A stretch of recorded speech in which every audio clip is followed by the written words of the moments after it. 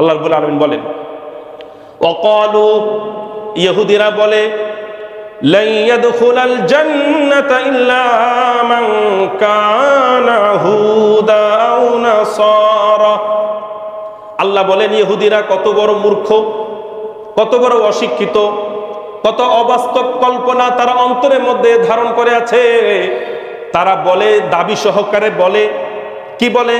লা ইয়াদখুলাল জান্নাতা ইল্লা মান কানা হুদান আও নাসারা।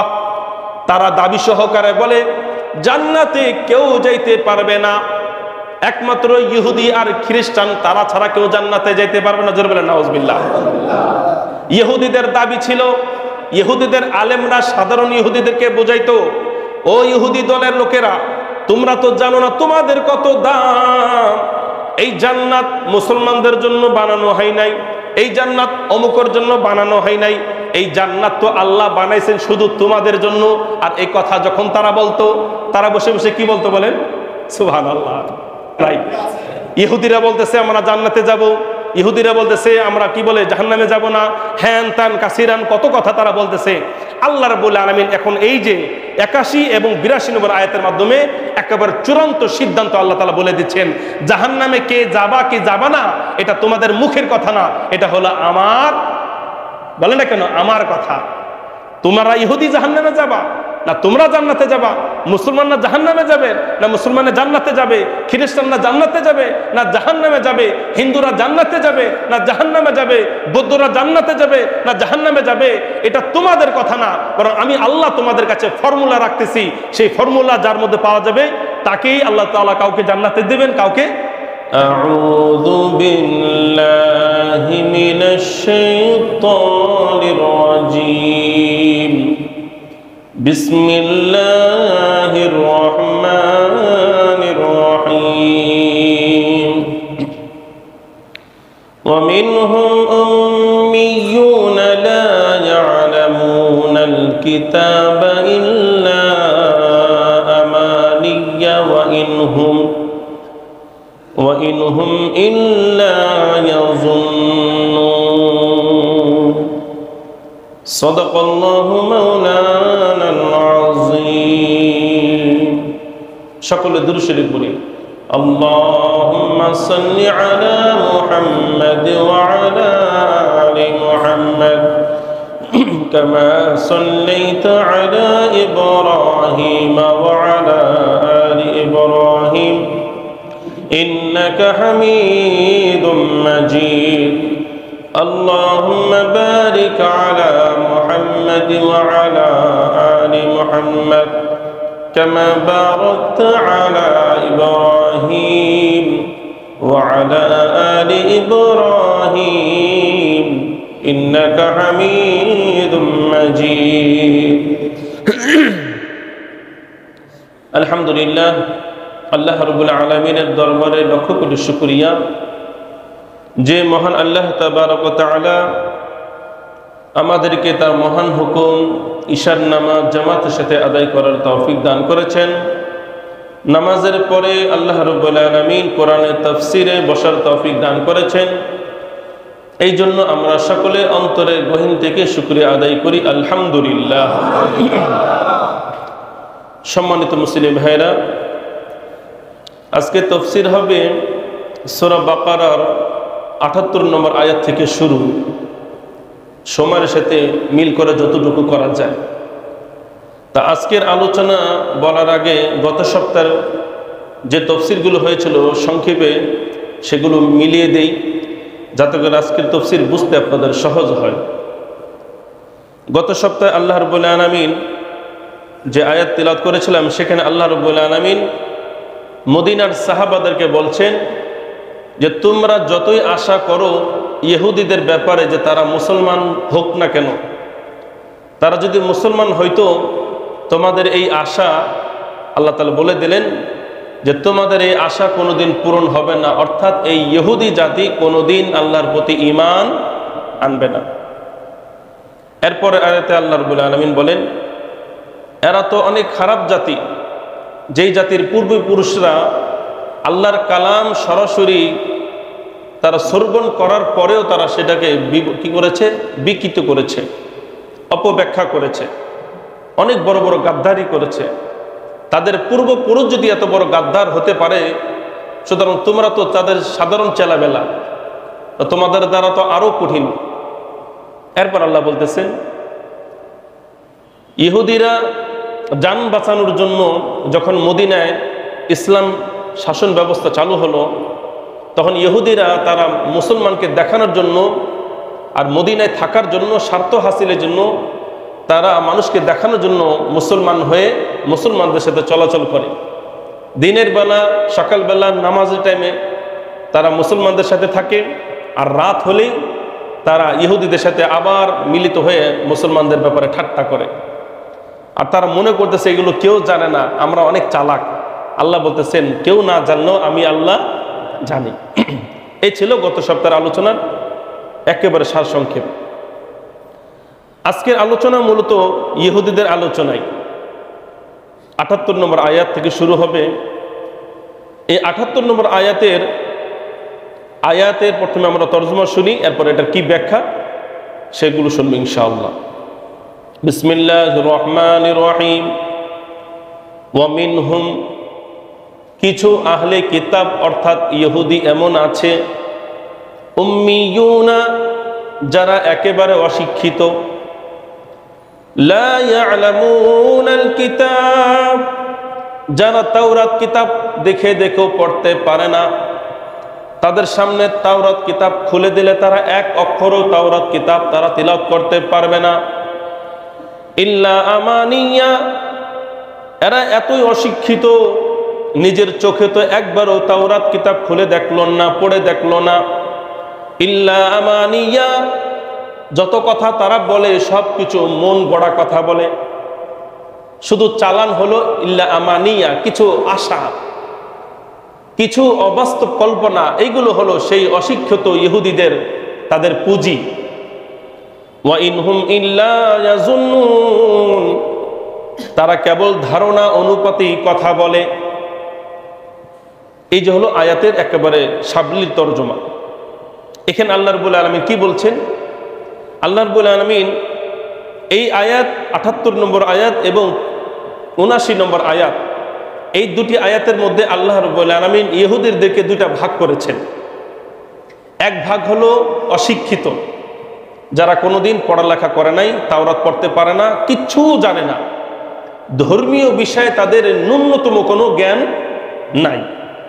আর অপর সাইডে শিক্ষিত বাটপার ইহুদি।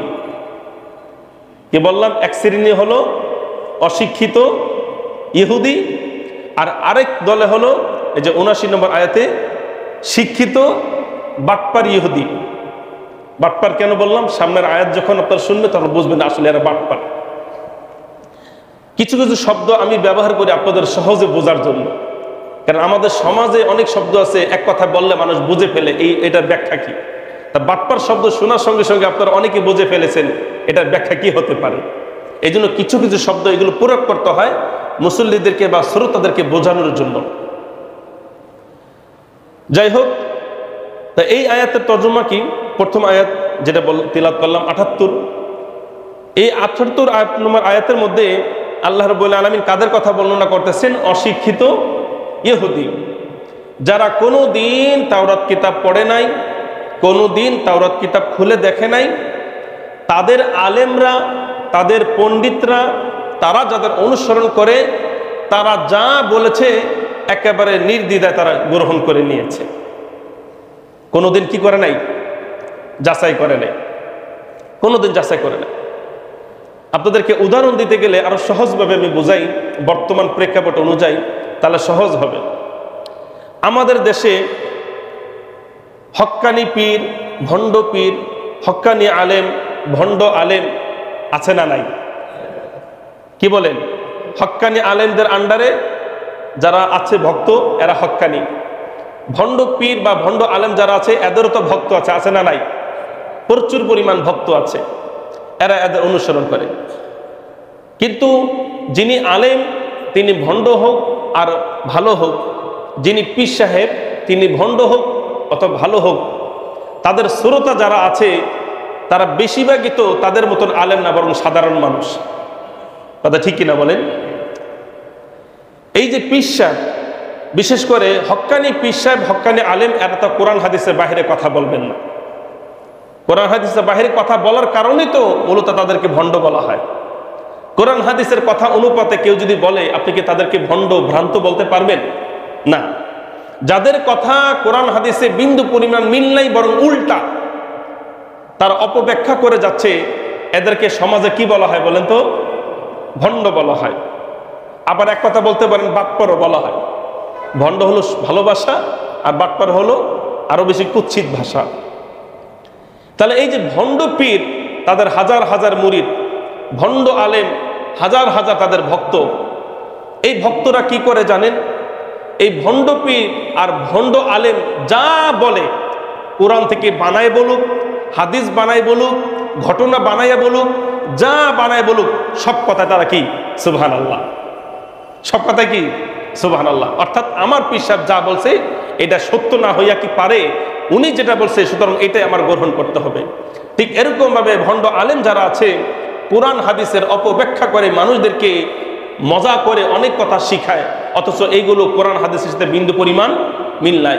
কিন্তু আপনি আর আমি না মানলেও তার যারা অনুসরণী আছে তারা কিন্তু অন্ধ ভক্ত অনুযায়ী সেগুলো মেনে নেয়। কথা ঠিকই না বলেন? মেনে নেয়। আমার হুজুর বলছে, আমার পীর সাহেব বলছে, সুতরাং তিনি যেটাই বলুক না কেন এটাই তার কাছে সত্য, এটাই তার কাছে বাস্তব। কিন্তু এইগুলো যাচাই করার মতন ক্ষমতা তার নাই।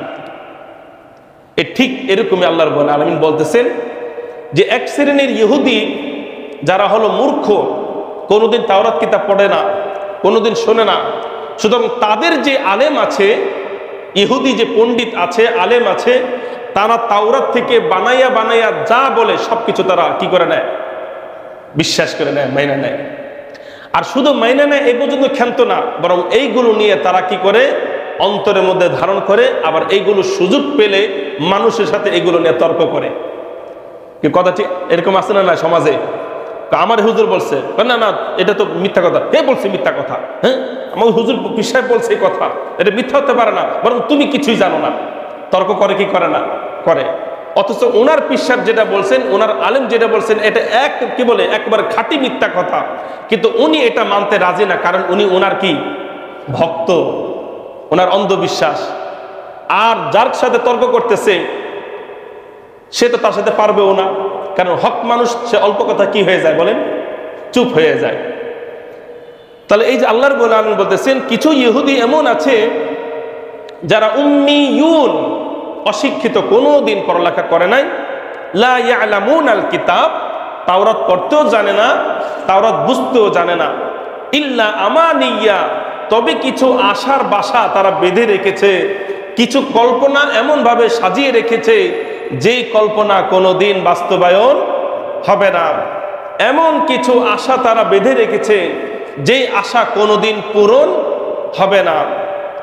ইল্লা আমানিয়া, আমানিয়া মানে হলো এমন কল্পনা যেই কল্পনা কোনোদিন বাস্তবায়ন হবে না, কোনোদিন বাস্তবায়ন হবে না। অসম্ভব, অসম্ভব কল্পনা ইহুদিরা মূর্খরা করত। এমন কিছু আশা তারা কল্পনা করত, তারা মনে করত এই আশা বোধহয় সত্য, কিন্তু আসলে এগুলো কি ছিল? অসত্য। কিন্তু এইগুলো যে তারা আশা, যে তারা অন্তরের মধ্যে যে আশা ধারণ করেছিল, মিথ্যা কল্পনা যে অন্তরে ধারণ করেছিল, এইগুলো মূলত নিজেরা যে তাওরাত কিতাব পড়ে যে শিক্ষা গ্রহণ করেছে, বিষয়টা এমন না, বরং ওই ভণ্ড ইহুদিরা যা বলতো তাই তারা শুনতো। এখন আপনারা প্রশ্ন করবেন, কি আশা, মানে কি আশা ওই ভণ্ড আলেমরা বলতো, আর সাধারণ অশিক্ষিত ইহুদিরা সেগুলো গ্রহণ করে সেটার উপরেই জমে থাকতো? সে আশাগুলি কি?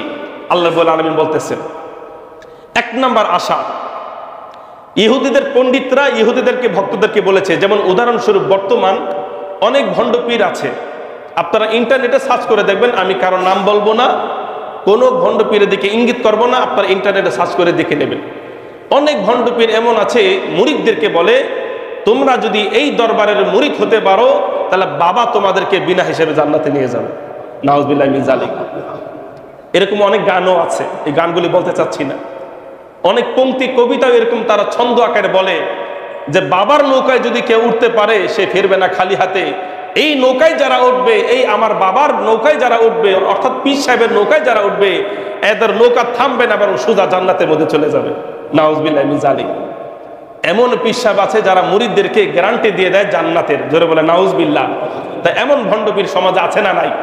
আছে। অনেক ভান্ডারি দেখবেন, অনেক ভান্ডারি, অনেক পীর সাহেব এরকম ভাবে তারা মুরিদদেরকে একেবারে সার্টিফিকেট লিখে দিচ্ছে যে তোমরা যদি এই দরবারের মুরিদ হতে পারো তাহলে তোমরা জান্নাতে চলে যাবা। আর তারাও এই আশা নিয়ে একবার বাবার দিকে তাকাইছে, বাবা তুই ছাড়া কোনো উপায় নাই, বাবা তুমি ছাড়া কোনো উপায় নাই, আল্লাহ আল্লাহ আমার বাবার মাধ্যমে আমার জান্নাতে নিও। তারাও এই আশা নিয়ে বসে আছে কিনা বলেন? যা হবে হইব, আমার বাবার আঁচল আমি ছাড়তে পারবো না, বাবার দরবার আমি ছাড়তে পারবো না। এই জন্য দেখবেন যারা যেখানের কঠিন মুরিদ, আপনি এদেরকে যতই বোঝান না কেন, এরা আপনার কথা শুনবে, তর্ক করবে, কিন্তু ওই দরবার থেকে কোনোদিন ফিরবে না। তো এই বর্তমান যুগের এই অবস্থা। আপনি আগের যুগের কথা বাদ দেন, আগের যুগের কথা আল্লাহ কোরআনে বলেছেন। বর্তমান যুগের এই অবস্থা, পীর সাহেবরা তাদের মুরিদদেরকে জান্নাতের সার্টিফিকেট দিচ্ছে। ঠিক এরকম ভাবে আগের যুগের এই যে কোরআনের যে আয়াত বললাম, এই আয়াতের মধ্যে আলেমরা, ইহুদি আলেমরা সাধারণ ইহুদিদেরকে বলতো যে তোমরা তো চেনো না নিজেদেরকে, আমাদের দাম কত বেশি। সাধারণ ইহুদিরা বলতো, হুজুর বলেন কি দাম? তখন তারা বলতো যে জান্নাতে আমরা ছাড়া কেউ জান্নাতে যাইতে পারবে না। পীর সাহেবরা বলতো, ইহুদি পীর সাহেবরা বলতো কাদেরকে? মুরিদদেরকে, যে আমরাই একমাত্র জান্নাতে যাব, আর কেউ জান্নাতে যাইতে পারবে না। এটা হলো একটা আশা। যেমন আল্লাহ কোরআনে বলেন, সূরা বাকারার 111 এবং 12 নম্বর আয়াত, আল্লাহ কি বলেন দেখেন। ওদের এক নম্বর কল্পনা, ওরা যে এই যে অন্তরের মধ্যে কল্পনা কয়েকটা পাইছে, এইগুলো যে অন্তরের মধ্যে ধারণ করে আছে, মৃত্যুর আগ পর্যন্ত এই ধারণার করে ছিল যে আমার পীর সাহেব যা বলেছে আমাদেরকে এটাই আমাদের মানতে হবে, এটার বাহিরে যাওয়া যাবে না। এক নম্বর কল্পনা, এক নম্বর আশা কি আল্লাহ বলতেছেন? এক নম্বর আশা হলো ইহুদিদের ধারণা ছিল আমরা ছাড়া জান্নাতে কেউ যাইতে পারবে না।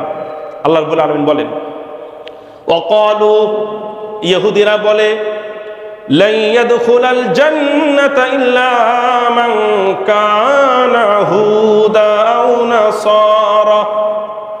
আল্লাহ বলেন ইহুদিরা কত বড় মূর্খ, কত বড় অশিক্ষিত, কত অবাস্তব কল্পনা তারা অন্তরের মধ্যে ধারণ করে আছে।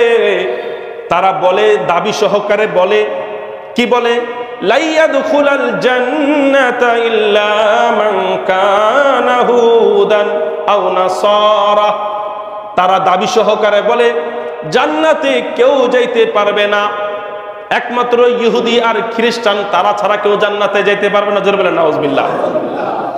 ইহুদিদের দাবি ছিল, ইহুদিদের আলেমরা সাধারণ ইহুদিদেরকে বোঝাইতো, ও ইহুদি দলের লোকেরা, তোমরা তো জানো না তোমাদের কত দাম। এই জান্নাত মুসলমানদের জন্য বানানো হয় নাই, এই জান্নাত অমুকের জন্য বানানো হয় নাই, এই জান্নাত তো আল্লাহ বানাইছেন শুধু তোমাদের জন্য। আর এই কথা যখন তারা বলতো, তারা বসে বসে কি বলতো বলেন? সুবহানাল্লাহ। কি বলতো? সুবহানাল্লাহ। এই যে এক নম্বর ধারণা যে জান্নাতে কেউ যাইতে পারবে না, যাইতে পারবে কারা বলেন? ইহুদিরা। এখনো এক ধরনের ইহুদি আছে, এক শ্রেণী ইহুদি যারা বিশেষ করে ধর্ম নিয়ে থাকে। ইহুদিদের মধ্যে ভাগ আছে, একটা হলো রাষ্ট্র নিয়ে থাকে, রাষ্ট্র কায়েম করবে, রাষ্ট্র বাস্তবায়ন করবে, যেমন নেতানিয়াহু। আর একটা ইহুদি দল আছে, এরা সব সময় ধর্ম নিয়ে থাকবে। দেখবেন এই কালো টুপি পরা, কালো কোট পরা, কি বলে, কানের দুই পাশে চুল ঝুলে আছে, আপনার ইউটিউবে দেখবেন এরকম বড় বড় চুল ঝুলে আছে। এই এক ধরনের ইহুদি, এরা সবসময় ধর্ম নিয়ে থাকে। এদেরও দাবি যে এরা ছাড়া জান্নাতের মধ্যে কেউ যাইতে পারবে না। এটা তাদের এক নম্বর আশা।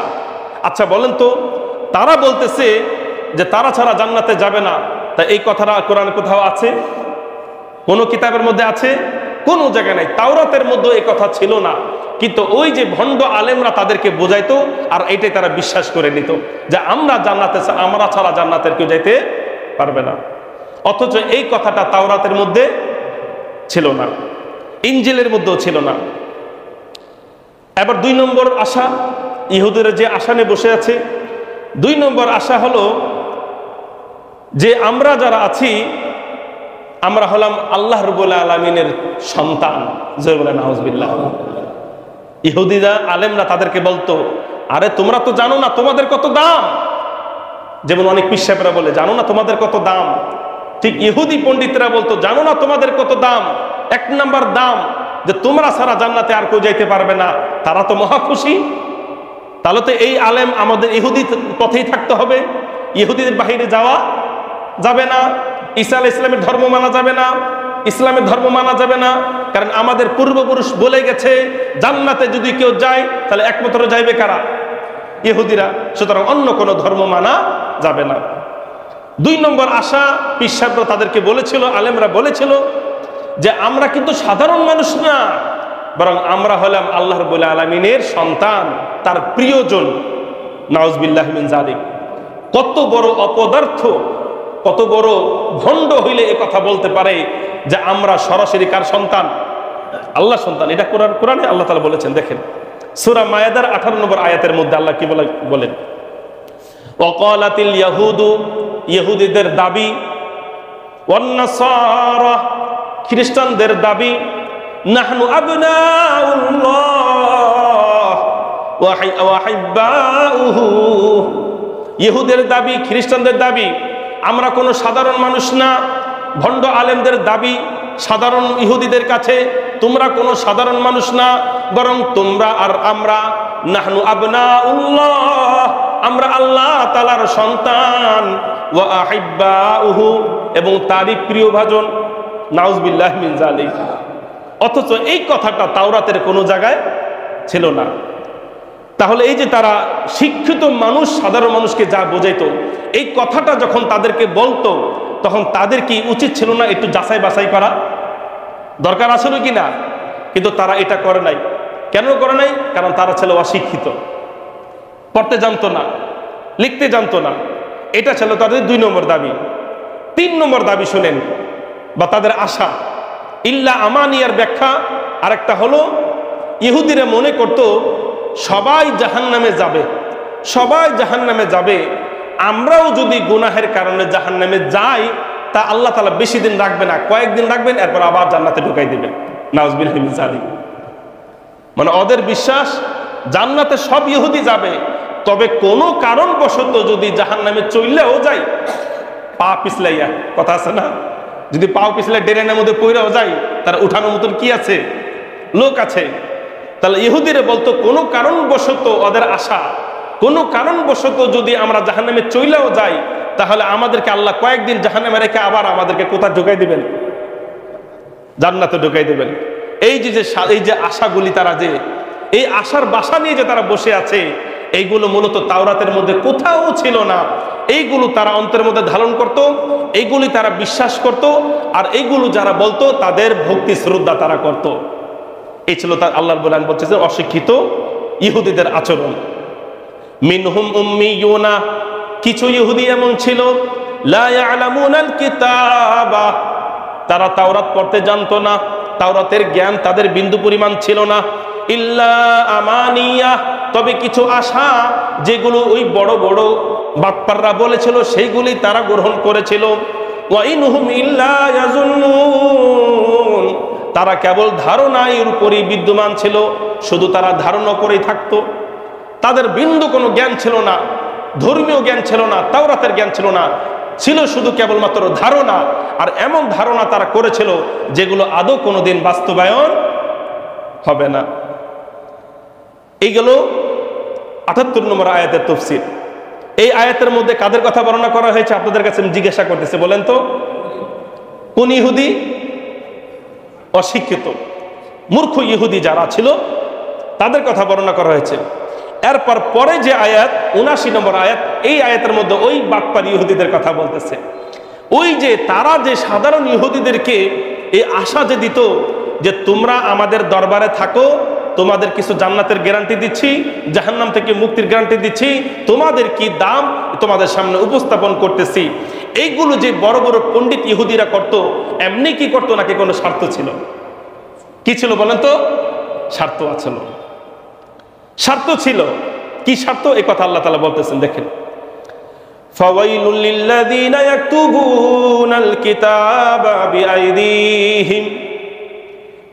এক শ্রেণীর ইহুদি যারা ছিল মূর্খ, তারা তো কিছু বুঝতো না, ওই জ্ঞানীরা যা বলতো তাই শুনতো। তবে জ্ঞানী ইহুদি যারা ছিল, শিক্ষিত ইহুদি যারা তাওরাত নিজের হাত দিয়ে রচনা করত, তাওরাত প্রকৃত তাওরাত তারা পড়তে পারত, প্রকৃত তাওরাতের মধ্যে যা আছে বুঝতে পারত, বুঝার পরেও জানার পরেও ইচ্ছাকৃতভাবে ধান্দা করার জন্য, টাকা ইনকাম করার জন্য তাওরাতের বিধি বিধানকে, তাওরাতের কথাগুলিকে তারা একেবারে নিজের পক্ষ থেকে বানিয়ে বানিয়ে মানুষের কাছে প্রচার করত এবং তাওরাতের বিধানকে তারা নিজেদের মতো রচনা করে পুস্তিকা আকারে বানিয়ে সেগুলো মানুষের কাছে টাকার বিনিময়ে বিক্রি করে দিত। এই ছিল তাদের ধান্দা। তাহলে তারা যে মুরিদ বানাইতো কিসের জন্য বলেন তো? ধান্দাবাজি করার জন্য। তার বর্তমান যুগে ধান্দাবাজি করানোর জন্য পীর সাহেব এরকম আছে না নাই? ধান্দাবাজ পীর সাহেব আছে না নাই? যত মুরিদ হবে তত বেশি হাদিয়া পাওয়া যাবে, যত বেশি মুরিদ হবে তত বেশি হাদিয়া পাওয়া যাবে, হাদিয়া যত বেশি পাওয়া যাবে দরবারটাকে বেশি সাজানো যাবে, এমন আশা নিয়ে অনেক পীর সাহেব বসে আছে কি নাই? আছে। সুতরাং এগুলো নতুন না, এগুলো হলো ইহুদিদের স্বভাব। এগুলো কাদের স্বভাব? ইহুদিদের স্বভাব। আল্লাহ তাআলা বলতেছেন ফাওয়াইলুল লিল্লাযীনা, দুর্ভোগ, ধ্বংস। ফাওয়াইলুন মানে ধ্বংস, দুর্ভোগ। এটা কঠিন ক্ষেত্রে আল্লাহ রাব্বুল আলামিন ব্যবহার করেন।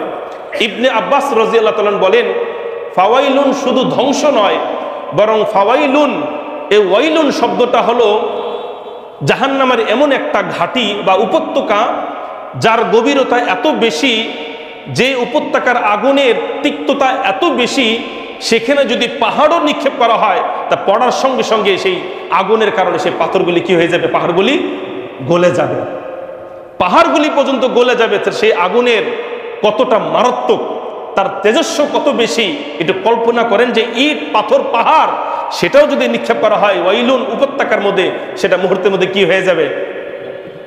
গলে যাবে। এটা ইবনে আব্বাস রাদিয়াল্লাহু আনহু বলেছেন।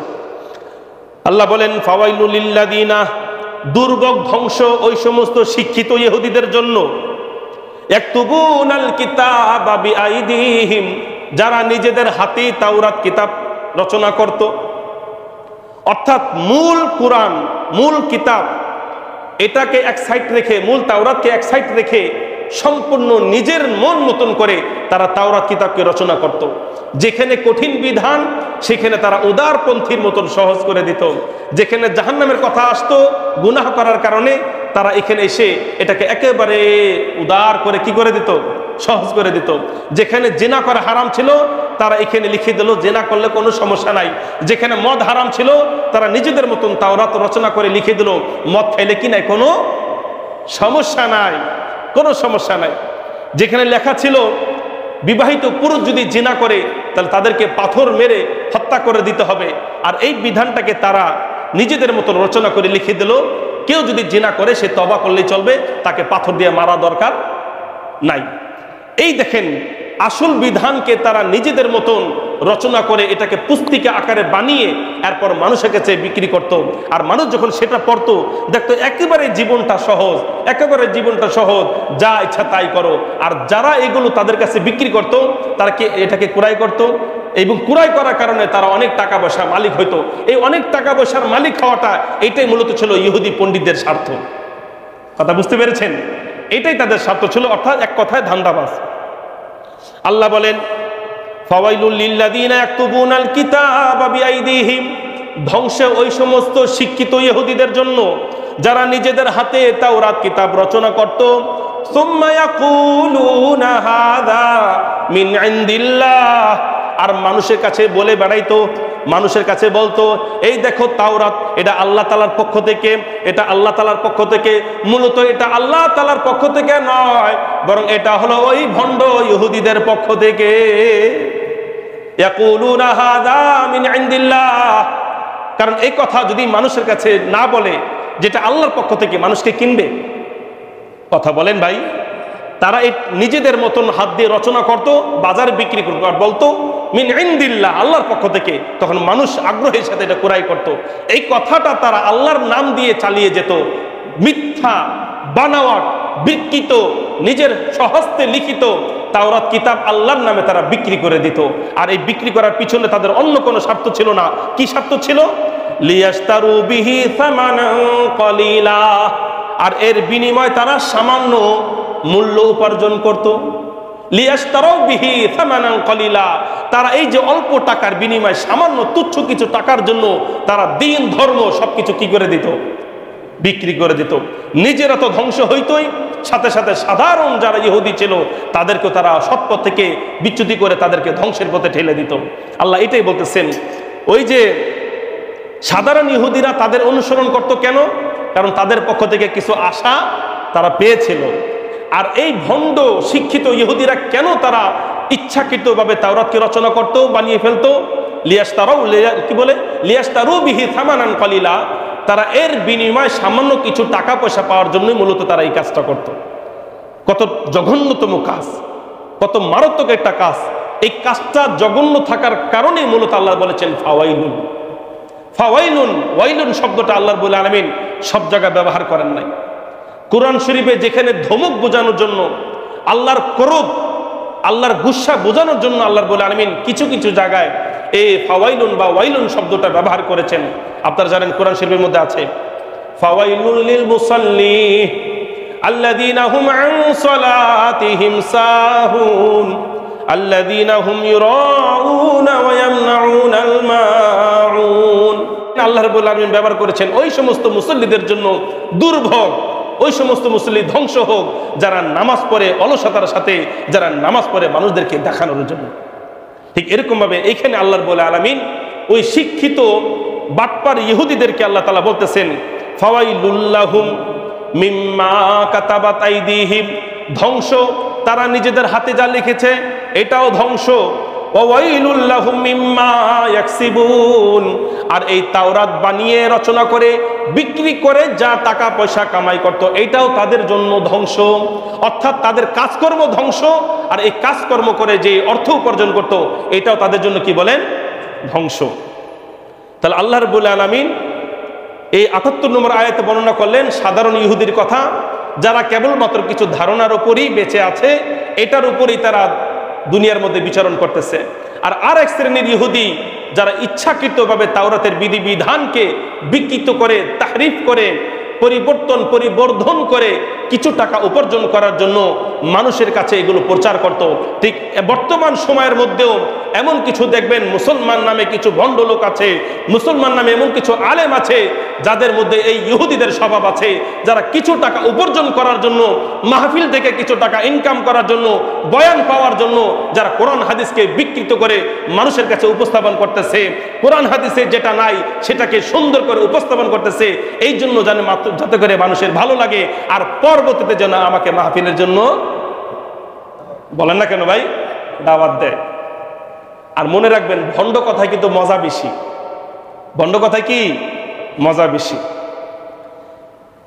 এইবার আসেন ৮০ নম্বর আয়াতের তাফসীর। এই ৮০ নম্বর আয়াতের মধ্যে কি বলতেছেন আল্লাহ রাব্বুল আলামিন? মনে রাখেন ইহুদিদের আশা ছিল কয়টা? তিনটা। কয়েকটা আশা ছিল, তার মধ্যে কোরআন শরীফে আসছে তিনটা কথা। এক নম্বর আশা কি ছিল? জাহান্নামে কারা যাবে? সবাই যাবে। তারা যাবে কোথায়? জান্নাতে। ২ নম্বর, তারা জাহান্নামে যাবে না, যদিও যায় তাহলে বেশি দিন থাকবে না, মোটামুটি কয়েকদিন থাকার পর আল্লাহ তাআলা আবার মেহমানদারি হিসেবে তাদেরকে জান্নাতে নিয়ে আসবেন। ৩ নম্বর দাবি কি ছিল? ৩ নম্বর দাবি তাদের ছিল, ৩ নম্বর তাদের দাবি ছিল আমরা হলাম আল্লাহ রাব্বুল আলামিনের সন্তান। কত মারাত্মক কথা! আমরা আল্লাহ রাব্বুল আলামিনের সন্তান, এই দাবি ছিল। এই যে ৩ নম্বর আরেকটা যে দাবির কথা বললাম, যে আমরা জাহান্নামে বেশি দিন থাকবো না, মাত্র কিছুদিন থাকবো। আল্লাহ রাব্বুল আলামিন বলতেছেন, ওরে বাটপার, তোমরা যে বলতেছো জাহান্নামে বেশি দিন থাকবা না, কিছুদিন থাকবা, কে আমার সাথে কি তোমার চুক্তি হয়েছে? আমার সাথে কি তোমাদের কন্ট্যাক্ট হয়েছে যে তোমরা জাহান্নামে কিছু আসবা আর কিছুদিন পরে আমি আবার জামাই আদর করে তোমাদেরকে জান্নাতে নিয়ে যাব?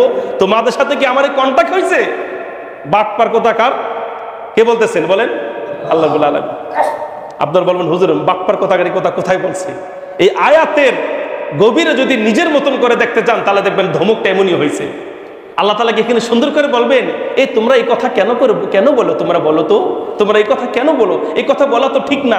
আল্লাহ কি এত সুন্দর করে বলবেন, তাকে ধমক দিয়ে বলবেন? যত রাগ আছে সব রাগ দিয়ে প্রকাশ করে বলবেন। এখানে তো আল্লাহ মিষ্টি করে বলবেন না।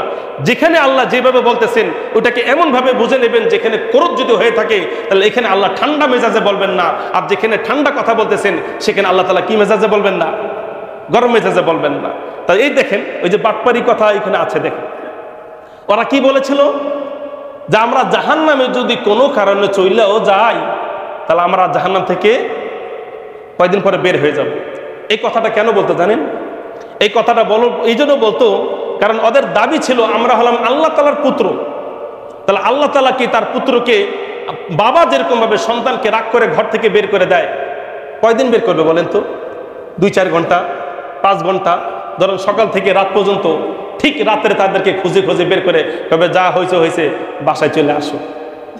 তাহলে আমরা তো আল্লাহর পুত্র, তা আল্লাহ কি বেশি দিন আমাদেরকে জাহান্নামে রাখবে? আমাদেরকে ঘরে নিয়ে যাবে। 1 নম্বর দাবি। 2 নম্বর দাবি যে জাহান্নামে যাবে না, কারণ ওরা মনে করে যে আমাদের পূর্বপুরুষ, আমাদের গোষ্ঠীর মধ্যে যেই পরিমাণ নবী রসুল আসছে কোথাও আসে নাই, সুতরাং আমরা হইলাম নবী রসুলদের সন্তান, কি বলে নবী রসুলদের উত্তরসূরি, আমাদের পূর্বপুরুষ হলো নবী আর রসুল্লাহ, সুতরাং আমরা তাদের উম্মত, আমরা তাদের উত্তরসূরি, আল্লাহকে আমাদেরকে জাহান্নামে দিবে। এটা ছিল তাদের কি বলেন যুক্তি। এখন বলতেছে একটু নরম হইয়া, যদিও জাহান্নামে যায় আকাম কুকাম করার কারণে, আকাম কুকাম কারণ যদি জাহান্নামে যায় তাহলে আল্লাহ রাব্বুল আলামিন বের করে দিবেন। দেখেন কি বলেন, ওয়াকালু, ইহুদিদের দাবি, লা তামাসসানান নারু ইল্লা আইয়ামাম মা'দুদা। তারা বলে, তাদের অযৌক্তিক দাবি, লা তামাসসানান নারু, আগুন আমাদেরকে স্পর্শ করবে না, আগুন আমাদেরকে একটু ছুঁয়েও দেখবে না, জাহান্নামের একটু আঁচ আমাদের গায়ে আসবে না, ইল্লা আইয়ামাম মা'দুদা, যদিও আসে তাহলে কিছুদিনের জন্য, মাত্র সামথিং ডে। আইয়ামাম মা'দুদ অর্থ কি বলেন? সামথিং ডে, মাত্র কিছুদিন। এই যে কিছুদিন, এই কথাটা তারা কেন বলতো জানেন? এটারও কারণ আছে। তো এটা তাফসীরে আছে, ইবনে কাসির রাহমাতুল্লাহ আলাইহি তিনি বলেছেন তাদের আইয়ামাম মা'দুদা মানে 40 দিন। কয়দিন? 40 দিন। তারা মনে করতো আমরা যদিও জাহান্নামে যাই মাত্র 40 দিন জাহান্নামে থাকবো। এখন কেন 40 দিন জাহান্নামে থাকবো এটার একটা উত্তর আছে। কারণ ওই যে মনে আছেনি যখন মূসা আলাইহিস সালাম তাদেরকে বলে গিয়েছিলেন যে তোমরা একটু ওই জায়গায় থাকো, আমি একটু আল্লাহর কাছে তাওরাত আনতে যাই। মনে আছে আপনাদের ঘটনা? তাওরাত আনতে যখন যাই তা তিনি বলে গেছিলেন কয়দিনের কথা বলে? 30 দিনের কথা। 30 দিনের পরে যখন আসতে দেরি হয় তখন ওই অপদার্থ জাতিরা তারা কি করে বলেন? গোবৎস পূজা শুরু করে দেয়। তাহলে তিনি আসলেন 10 দিনের মাথায়, তো ওই 10 দিন আর ওয়াদা করে গেলেছেন 30 দিন, হইল কয়দিন? 40 দিন। এই 40 দিন তারা যেহেতু আকাম কুকাম করেছিল, এই জন্য ওরা মনে করতেছে যে ইল্লা আইয়ামাম মা'দুদা, জাহান্নামে যদি যাই তাহলে বেশি দিন থাকবো না, থাকবো কয়দিন? মাত্র 40 দিন। আর ইমাম কুরতুবী, তাফসীরে কুরতুবীর মধ্যে আছে তাদের দাবি হলো আইয়ামাম মা'দুদা, আমরা মাত্র 7 দিন থাকবো, 6 দিন থাকবো। কয়দিন? 6 দিন। কেন এই কথা বলতো? কারণ ওদের দাবি ছিল এই দুনিয়া টিকে থাকবে মাত্র 6000 বছর, আর প্রত্যেক 1000-এর বিপরীতে একদিন তারা ধরলো যে 1000-এর বিপরীতে একদিন, তাহলে 6000-এর বিপরীতে কয়দিন হয়? 6 দিন। তাহলে এই 6 দিন মাত্র আমার জাহান্নামে থাকবো, 7 দিন না, কয়দিন? 6 দিন। আবার আরেক কিতাবে কি বলে তবারির মধ্যে আছে 7 দিনের কথা। কারণ তাদের দাবি ছিল দুনিয়া টিকে থাকবে মাত্র কয় বছর? 7000 বছর। তারা 1000 বিপরীতের মধ্যে ধরেছে কয়দিন? একদিন। সেই হিসেবে তাদের দাবি ছিল আইয়ামাম মা'দুদা, আমরা যদিও জাহান্নামে যাই থাকবো মাত্র 7 দিন। তাহলে এক কিতাবে ইবনে কাসিরের মধ্যে আছে কয়দিন? 40 দিন বলে গেছে, 40 দিন। আর কুরতুবীর মধ্যে আছে 6 দিন, তবারির মধ্যে আছে 7 দিন, আর জালালাইন শরীফের মধ্যে আছে ইল্লা আইয়ামাম মা'দুদা, 40 বছরের কথা। কেন 40 বছরের কথা বলেন তো? ওই যে মনে করেন যখন মূসা আলাইহিস সালাম তাদেরকে বললেন চলো আমরা বাইতুল মুকাদ্দাসের মধ্যে ঢুকে ওই আমালিকা গোত্রের সাথে যুদ্ধ করি, তখন তারা বলেছিল তুমি আর তোমার আল্লাহ যে যুদ্ধ করো, আমরা পারবো না। তখন আল্লাহ রাব্বুল আলামিন তাদের উপর গজব নাযিল করলেন কি, যে তোমরা এই তিহ উপত্যকায় থাকবা, যতই এখান থেকে বের হওয়ার চেষ্টা করো কোনোদিন বের হতে পারবা না। ঠিক এমনই হয়েছিল। আর এরকম 1-2 বছর হয়নি, এবার হয়েছিল 40 বছর। কত বছর? 40 বছর। সুতরাং আইয়ামাম মা'দুদা, এটার আরেকটা ব্যাখ্যা হলো জালালাইন শরীফের অনুযায়ী যে ইহুদিদের দাবি আমরা যদিও জাহান্নামে যাই তাহলে 40 বছর থাকবো। কেন? কারণ আমরা ছিলাম কোথায়? তিহ উপত্যকায় 40 বছর। তাহলে ইহুদের দাবি ইল্লা আইয়ামাম মা'দুদা, আমরা জাহান্নামে থাকবো কিছুদিন। তাহলে এক রিওয়ায়াত অনুযায়ী 40 দিন, আরেক রিওয়ায়াত অনুযায়ী 6 দিন, আরেক রিওয়ায়াত অনুযায়ী 7 দিন, আর জালালাইন অনুযায়ী 40 বছর। যেটা হোক না কেন, এটা একটা কথার কথা বললাম। ইল্লা আইয়ামাম মা'দুদা শব্দের একবারে সহজ সরল অর্থ হলো কিছুদিন, কিছুদিন। এই যে এই কথা যে তারা বলল, একবারে মন গড়া কথা। আল্লাহ রাব্বুল আলামিন নবীকে বলতেছেন, ও নবী শোনো, এদিক শোনো। এই যে ইহুদিরা যে বলতেছে ওরা জাহান্নামে যাবে না, ওরা নাকি আমার সন্তান, কি বলেন, ওরা জান্নাতে যাবে, ওরা ছাড়া জান্নাতে কেউ যাইবে না, কে আমার সাথে কি তার চুক্তি হয়েছে? হ্যাঁ, যে চুক্তি বাস্তবায়ন আমি বাধ্য, যে চুক্তিতে আমি বাস্তবায়নকে বাধ্য, এমন কোন প্রতিশ্রুতি আমি তাদেরকে দিয়েছি? তারা দলিল পেশ করুক। তারা যে দাবি করতেছে, এই যে বড় বড় কথা বলতেছে, চোরের মুখে কি বলেন? বলেন না কেন, চোরের মুখে বড় কথা। এই যে চোরের মুখে যে বড় বড় কথা উঠতেছে, এই যে কথাগুলি বলতেছে, আমি কি আল্লাহ বলছি? একটু জিজ্ঞাসা করো তো, একটু জিজ্ঞাসা করো। এই কথা আল্লাহ বলতেছেন, ওয়াকালু লান তামাসসানান নারু ইল্লা আইয়ামাম মা'দুদা।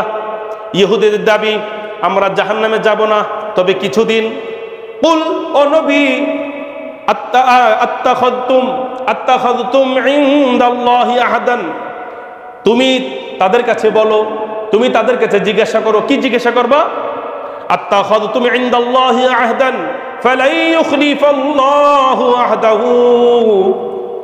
আল্লাহ রাব্বুল আলামিন নবীকে বলছেন, তুমি একটু তাদের কাছে যে জিজ্ঞাসা করো। কি জিজ্ঞাসা করো? যে আত্তাখাযতুম ইনদাল্লাহি আহদান, তোমরা কি আল্লাহ তাআলার সাথে, আল্লাহ তাআলার পক্ষ থেকে কি কোনো প্রতিশ্রুতিতে আবদ্ধ হয়েছো? আল্লাহ কি তোমাদেরকে এমন কোনো প্রতিশ্রুতি দিয়েছেন? আল্লাহ কি তোমাদের সাথে এমন কোনো চুক্তি করেছেন যে ফালাই ইউখলিফাল্লাহু আহদাহু, যেই চুক্তি আল্লাহ কোনোদিন ভঙ্গ করবেন না? আহদাহু, যেই চুক্তি আল্লাহ ভঙ্গ করবেন না, এমন কোন চুক্তি কি আল্লাহ তোমাদের সাথে করেছেন? যদি করে থাকে তাহলে তোমরা দেখাও। ওরা কি দেখাইতে পারবে? কেন দেখাইতে পারবে না? কারণ এমন কোন কথা তাওরাত এবং ইনজিলের মধ্যে নাই। বলেছিল কারা?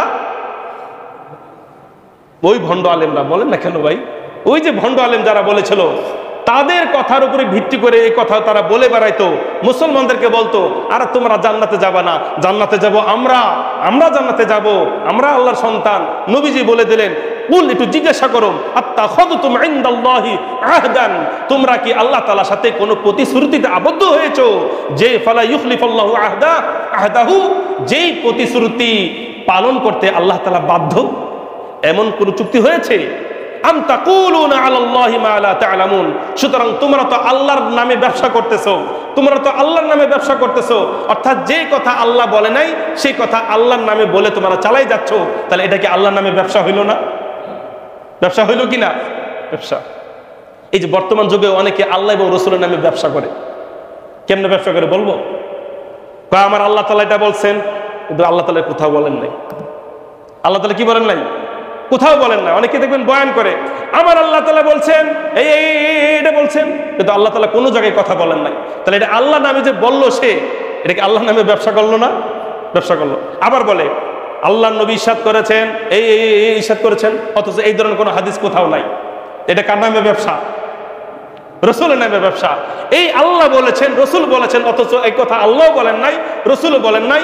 আধা ঘন্টা 1 ঘন্টায় আলোচনা করলো, কিছু টাকা নিয়ে গেল। তাহলে এটা আল্লাহ এবং রসুলের নামে কি ব্যবসা হইল না?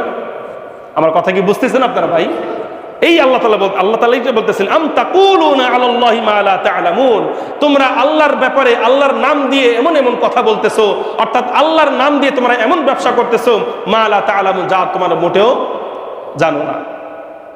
এই যে গেল 80 নম্বর আয়াতে তাফসীর। এখন আল্লাহ রাব্বুল আলামিন সমাধান দিচ্ছেন। সমাধান শোনা দরকার আছে না নাই? ইহুদিরা বলতেছে আমরা জান্নাতে যাব, ইহুদিরা বলতেছে আমরা কি বলে জাহান্নামে যাব না, হ্যান ত্যান কাসিরান কত কথা তারা বলতেছে।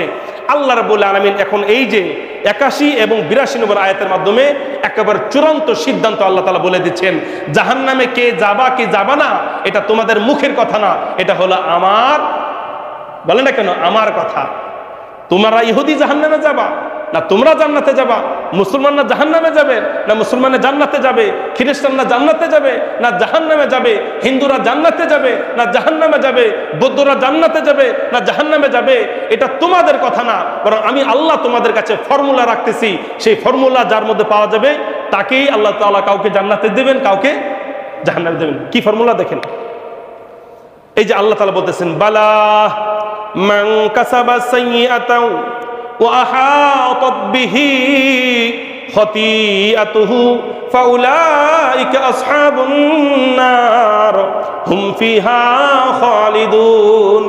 আল্লাহ বলতেছেন, ও ইহুদির বাচ্চারা, তোমরা যে বলো তোমরা জাহান্নামে যাবে না, আরে ভালো করে শুনে রাখো, তোমরা যে দাবি করতেছো সম্পূর্ণ মিথ্যা, সম্পূর্ণ বানাওয়াট, সম্পূর্ণ মন গড়া। বালা বরং মান কাসাবা সাইয়্যাতান অর্থাৎ শিরক কুফর, শিরক কুফর, মান কাসাবা সাইয়্যাতান যাকে শিরক এবং কুফর অন্যায় যারা করেছে, ও আহাতাত বিহি খাতিআতুহু এই শিরক এবং কুফরি যাদেরকে বেষ্টন করে রেখেছে, ফাউলাইকা আসহাবুন নার তারা হবে জাহান্নাম। তারা জাহান্নামে 40 দিন 6 দিন 7 দিন 40 বছর নয়, হুম ফিহা খালিদুন সারা জীবন তারা জাহান্নামে থাকবে। আল্লাহ তাআলা বলে দিচ্ছেন, মান কাসাবা সাইয়্যাতান যারা মন্দ কাজ করতেছে, অর্থাৎ ইহুদিদের কথা বলতেছেন, খ্রিস্টানদের কথা বলতেছেন, হিন্দুদের কথা বলতেছেন, বৌদ্ধদের কথা বলতেছেন। সাইয়্যাতান অর্থাৎ আল্লাহকে যারা আল্লাহ বলে মানবে না, রসুলকে যারা রসুল বলে বিশ্বাস করবে না, পরকালকে যারা বিশ্বাস করবে না, সাইয়্যা মান কাসাবা সাইয়্যাতান অন্যায় যারা করেছে, পাপ যারা করেছে, ওয়া আহাতাত বিহি খাতিআতুহু আর এই অন্যায়ের মধ্যে যারা সারা জীবন থেকেছে, ঈমান আনার মতন যাদের ভাগ্য হয় নাই, ইসলাম গ্রহণ করা যাদের সৌভাগ্য হয় নাই, দ্বীন আকীদা ইসলামী আকীদা সত্য আকীদা ধারণ করার যাদের সুযোগ হয় নাই, এরা জান্নাতে যাবে না। আল্লাহ বলে দিচ্ছেন, উলাইকা আসহাবুন নার এরা যাবে কোথায়? এরা যাবে জাহান্নাম। তাহলে জাহান্নামে কারা যাবে? আল্লাহ রাব্বুল আলামিন ক্লিয়ার করে দিলেন যে তোমাদের এই আকীদা অনুযায়ী বিশ্বাস অনুযায়ী চলবে না, বরং আমি আল্লাহ বলে দিলাম যারা কুফরির মধ্যে থাকবে, ভ্রান্ত আকীদা নিয়ে যারা থাকবে তারা জান্নাতে যেতে পারবে না। তারা যাবে কোথায়? কত বছর থাকবে? কত বছর থাকবে? সারা জীবন। মুসলমান ছাড়া, ভালো করে শুনে রাখেন, একমাত্র প্রকৃত মুমিন মুসলমান ছাড়া জাহান্নামে বিধর্মী যারা যাবে তারা 1-2 বছর থাকবে না। থাকবে কত বছর? সারা জীবন। এখন বলবেন, হুজুর মুসলমানরা যারা জাহান্নামে যাবে তারা কি সারা জীবন থাকবে? না।